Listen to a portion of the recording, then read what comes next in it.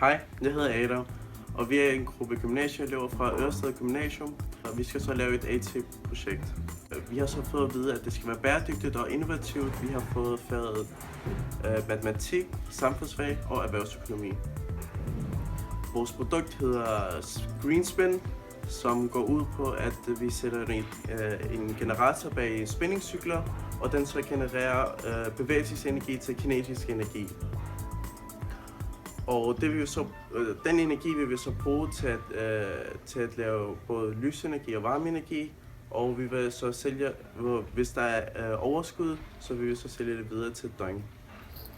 For at finde frem til det her bæredygtige produkt, Greenspin, har vi gennemgået nogle forskellige faser sammen med blandt andet nogle studerende fra CBS, som lavede et forsøg om kreativitet. Hvad er kreativitet i forhold til individet og med hjernen, og hvad er den kreative proces, og hvordan genererer man idéer? Brainstorm er en main starter for kreativiteten. Det er tit det første step i hele processen. Der er lavet forskning i, hvornår et individ er mest kreativ, og alle undersøgelser viser, at det er, når man bliver ved med at brainstorme. Når man føler, at man ikke kan mere, skal man blive ved med at komme med idéer, for det er her de yderste og ofte de bedste associationer kommer.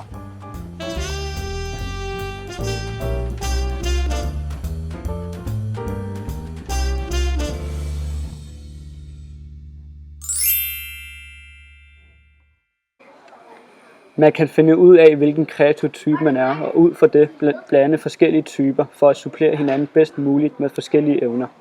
Vi tog blandt andet en brugertest, som inddelte os i forskellige kategorier, og ud fra denne brugertest samlede de os til én gruppe.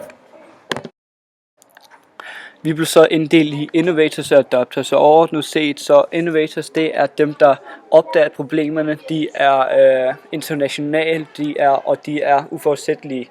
Og så adopters derimod, de er dem, der løser problemerne, de er meget samarbejdsvillige, og ikke mindst, at de er meget præcise.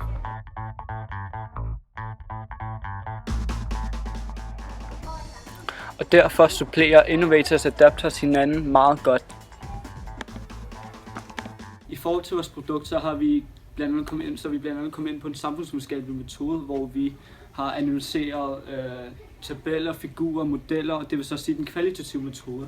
Og disse figurer, tabeller og modeller, det er blandt andet modeller, der viser udvikling af fitnesscentre i Danmark, og ikke mindst brugen af medlemskabet af fitnesscentre. Og på den måde så har vi bygget vores produkt ud for det, og ikke mindst så vil vi sørge for, at vores produkt den går ud til netop de kunder, vi gerne vil have, den går ud til. I forhold til erhvervsøkonomi, så har vi valgt at promovere vores produkt på den måde, at vi har valgt 2 kategorier, nemlig above the line og ikke mindst word to mouth.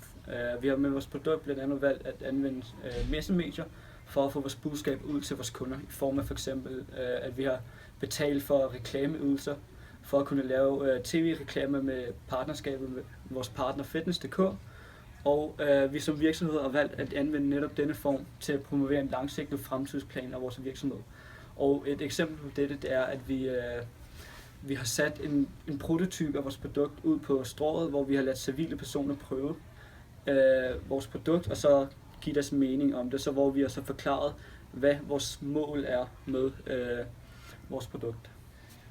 I forhold til den matematiske del, så har vi brugt igen til statistiske dataer, tabeller og modeller til at se netop, hvor mange personer der går i fitness. Og ud for det, så har vi kunnet konkludere, om vores produkt netop er nyttigt eller ej.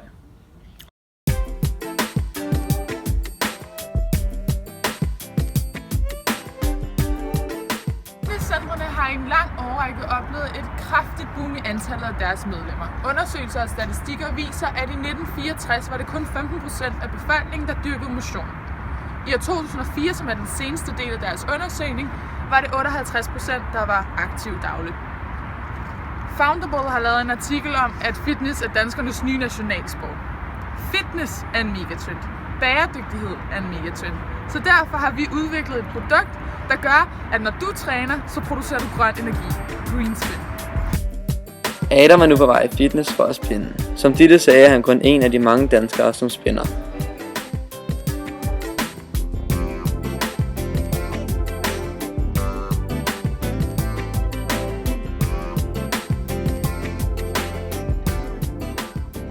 En af fordelene for fitnesscentrene er, at de ikke behøver at købe nye bremser mere. For i stedet for bremser på spændingscykler kan vi sætte vores generator Greenspin på.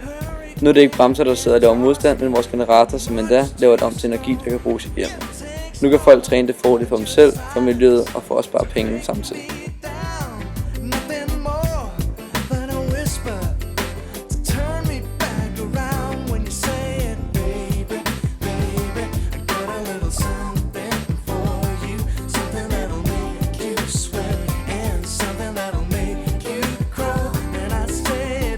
Hvad for nogle udfordringer har vi haft sammen?